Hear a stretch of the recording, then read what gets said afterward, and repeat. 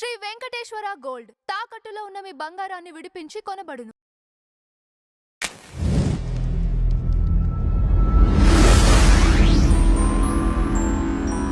గురుగారు ఇంకో అంశం చూసుకున్నట్టయితే చాలా మందికి ఇది ఇది ఒక అనుమానం అనుకోవాలో లేకపోతే ఇంకేదో అనుకోవాలో తెలియదు కానీ విష్ణు ఈశ్వర బ్రహ్మ ముగ్గురు అన్నదమ్ములు అని చెప్పేసి కూడా అంటారు. తర్వాత ఇంకొకటి ఏంటంటే స్వయాన పార్వతీదేవికి విష్ణుమూర్తి అన్న అని చెప్పేసి భావిస్తారు. ఇలా నేపథ్యంలో ఇటు ఈశ్వరునికి విష్ణు ఏం కావాలి అలాంటప్పుడు? ఇది ప్రధానంగా ఉన్నది ఏంటంటే ఇదే ఈ హైరార్కీ తెలియకపోవటం వల్ల వచ్చినటువంటి విషయం. మనకి భగవతత్వంలో ఉదాహరణంగా ఉన్నది ఏంటంటే హైరార్కీలో చెప్పింది వీళ్ళు ముగ్గురు అన్నదమ్ములైతే కాదు. అన్నిటికన్నా పరమాత్మ తత్వం ఏదైతే అన్నారో అంటే గురుర్బ్రహ్మ గురుర్విష్ణు గురుర్దేవో మహేశ్వర గురుర్ సాక్షాత్ పరబ్రహ్మ తస్మై శ్రీ గురవే నమః అనే శ్లోకాన్ని అందరూ అంటారు. ఇందులో గురు బ్రహ్మ అన్నారు, గురు విష్ణు అన్నారు. అంటూ గురు బ్రహ్మ విష్ణు మహేశ్వరు అంటూ గురు సాక్షాత్ పరబ్రహ్మ అన్నారు.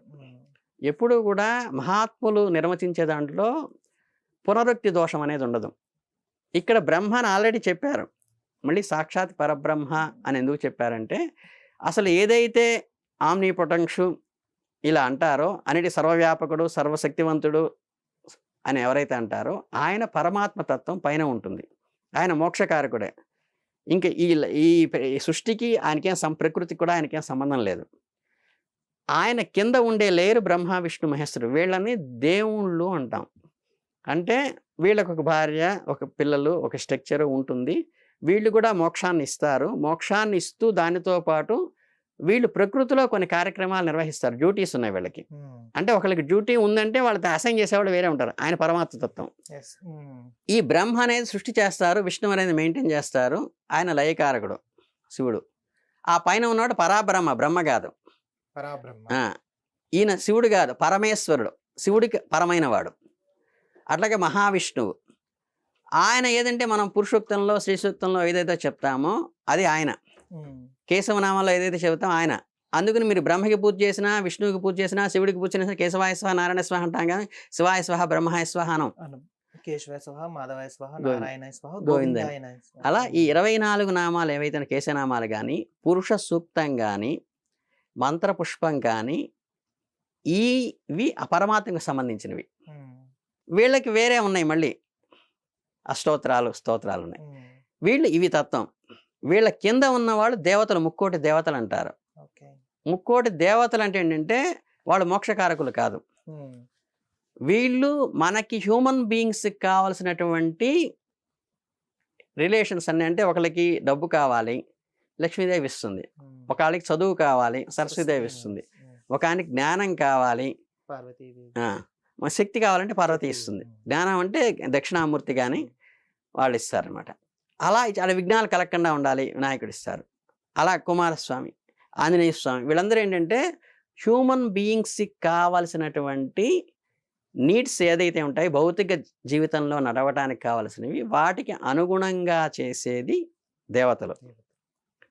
వీళ్ళ కింద ఉన్న వాళ్ళు ముక్కోటి దేవతాగణాలు అంటే అంకాలమ్మ, పోరేరమ్మ, నాంచారమ్మ ఇవన్నీ ఉంటాయి కదా, గ్రామదేవతలు. వీళ్ళు వచ్చేంటంటే ఈ క్రీచర్స్ ఉంటాయి.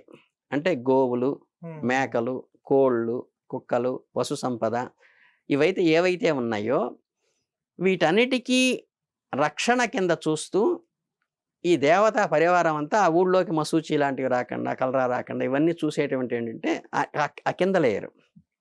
వాళ్ళ కింద ఉన్న వాళ్ళు నిత్యముక్తులు అంటారు. అంటే భగవత్ తత్వాలు కానీ అంటే ఆల్రెడీ మోక్షం పొంది పైకి వెళ్ళిపోయి ఆ సోల్ పైనుంచి కిందకి వస్తుంది. అంటే మనకి దశావతారాల్లో ఉన్నవన్నీ కూడా విష్ణు అంశలే. ఆయన అక్కడ పరమాత్మ అక్కడే ఉంటాడు. ఆయనలోనే ఒక భాగంలాగా వచ్చేసి వీళ్ళు చేస్తారు. ఆ కింద ఉండే నిత్యముక్తుల్లో ఏంటంటే ఇప్పుడు కొంతమంది మనకేంటంటే అంటే మళ్ళీ కొంతమంది క్లాష్ వస్తున్నాయి. కానీ ఇప్పుడు వీళ్ళందరూ కూడా ఈ ముస్లిమ్స్లో ఉండేటువంటి మహమ్మద్ ప్రవక్త కానీ, క్రిస్టియన్స్లో ఉండేటువంటి ఈయన కానీ, తర్వాత మనకి సాయిబాబా కానీ, లేకపోతే రమణ మహర్షి కానీ, రామకృష్ణ పరమహంస ఉంది, వీళ్ళందరూ ఒక లేయర్ వాళ్ళు. అంటే ఏంటంటే ఆల్రెడీ మోక్షం పొంది పైకి వెళ్ళి సమాజంలో ఒక మార్పు కోసం గురునానక్ కానీ మనకి వీళ్ళందరూ ఏంటంటే అక్కడి నుంచి వచ్చిన సోలు కిందకి వచ్చి వీళ్ళని ఉద్ధరించడం కోసం అక్కడున్న ఎన్విరాన్మెంట్ ప్రకారం, అక్కడున్న దేశకాల పరిస్థితుల ప్రకారం ఉద్ధరించడానికి వచ్చినటువంటి భగవత్ తత్వాలు వీళ్ళందరూ. కనుక వాళ్ళందరికీ కూడా నెక్స్ట్ లేయర్ గౌరవించవలసిన పేర్లు. తర్వాత జీవన్ముక్తులు అంటారు. ఇప్పుడు మనం సాధన చేసుకుని, తపస్సు చేసుకుని మోక్షం పొంది మన సద్గురువులందరూ ఎవరైతే ఉన్నారో, ఇప్పుడు మనకి లోకల్గా చాలామంది ఉంటారు కదా మన సద్గురుడు. ఇప్పుడు వీళ్ళందరూ కూడా గురువులుగా మనం కళ్ళ ముందు కనిపిస్తున్న వాళ్ళందరూ కూడా మోక్ష స్థితికి తీసుకెళ్ళడానికి మన గైడెన్స్ ఇవ్వడానికి వచ్చినటువంటి హైయెస్ట్ సోల్స్. ఆ కింద ఉన్నవాడు సాధకుడు. మధ్యలో ఇంకా మళ్ళీ పితృదేవతలని, రేపు ఇది కూడా వస్తుంది కాబట్టి మహాలయ పక్షాలు, దానికి సంబంధించి ఆ పితృదేవతలు కూడా ఒక స్థాయి. పితృదేవతలు అంటే మనం చనిపోయిన వాళ్ళు కాదు, ఆ దేవత పోస్ట్ అది.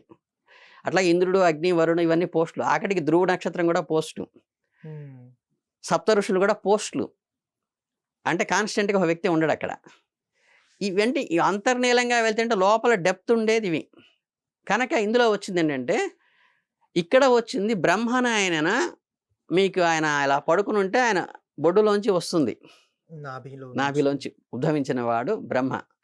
కనుక బ్రహ్మనాయుడే విష్ణుమూర్తికి కుమారుడు లాంటి వాడు, సరస్వతిదేవి కోడలు లాంటిది. అంతేగాని బ్రదర్స్ కాదు వీళ్ళు. అలాగే ఇక్కడ వచ్చేసి శివ వైష్ణవులు ఏకమయ్యి మనకి ఈయన అయ్యప్ప స్వామి పుట్టినప్పుడు ఏంటంటే వీళ్ళిద్దరు ఏమయ్యారు, అప్పుడు బావబావమృతలాగా అయ్యారు. ఆ రిలేషన్ వచ్చింది, భార్యాభర్తల రిలేషన్ వచ్చినప్పుడు. అలాగే మనకి అలా వచ్చినప్పుడు ఏమవుతుందంటే, అప్పుడు ఏమైంది, వీళ్ళిద్దరు వేరు కాబట్టి ఆటోమేటిక్గా మిమ్మల్ని బావగారు అని పిలిచాను అనుకోండి, నేను ఫ్రెండ్స్ పిలుచుకుంటారు బావ బావ అని, అప్పుడు వీడి భార్య వాడికి ఏమవుతుంది, వాడి భార్య. సో అది అవుతుంది. అలాగే మనం చందమామ అంటుంటాం. చంద్రుడికి మనకి రిలేషన్ ఏంటి, మామ ఎందుకు అవుతాడంటే మనం విష్ణుమూర్తిని తండ్రిగా భావించడం మనకు అలవాటు. క్షీరసాగర మదనంలో కామదేవు, కల్పవృక్షము వీటన్నిటితో పాటు ఉద్భవించింది లక్ష్మీదేవి. అప్పటిగా ఏకో నారాయణ ఆయన. లక్ష్మీదేవి ఉద్భవించినప్పుడు హలాహలా నేను శివుడు తీసుకున్నాడు.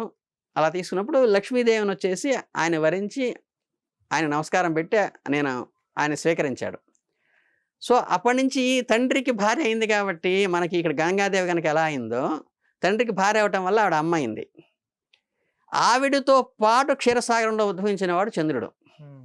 అప్పుడు వాళ్ళిద్దరు ఏమవుతారు, లక్ష్మీదేవిను చంద్రుడు తల్లి తండ్రి. అదే ఒక చోటు నుంచి పుట్టిన వాళ్ళిద్దరూ కూడా అప్పా చెల్లెలో, లేకపోతే అక్క తమ్ముడో, లేకపోతే అన్నయ్య చెల్లెలో ఇలాగే అవుతారు కదా.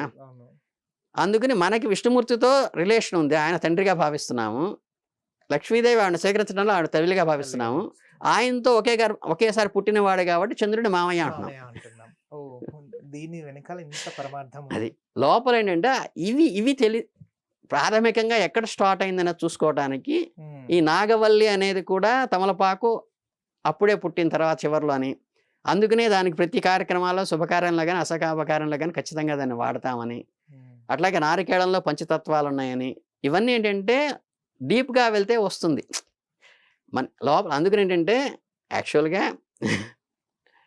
ఈయన తండ్రి స్వభావంగా ఉంటారు, ఆవిడ లక్ష్మీదేవి తల్లి స్వభావంగా ఉంటుంది. ఆయన మేనమామకి తీసుకుంటాము, వీళ్ళనేమో వీళ్ళ పిల్లల కింద చూస్తాము.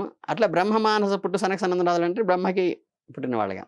అందుకని ఇక్కడి నుంచి వచ్చినటువంటి నారదుడిని ఏం చేస్తామంటే ఆయన తాతగారని సినిమాలో జోక్గా చూపిస్తారు. ఇవన్నీ ఇలా వచ్చినవే తప్పితే వీళ్ళందరూ కూడా వాళ్ళ డ్యూటీస్ అలా చేస్తారు. ఈ బ్రదర్షిప్ అయితే ఏమీ లేదండి. చక్కగా చెప్పారు గురువు గారు. ఖచ్చితంగా.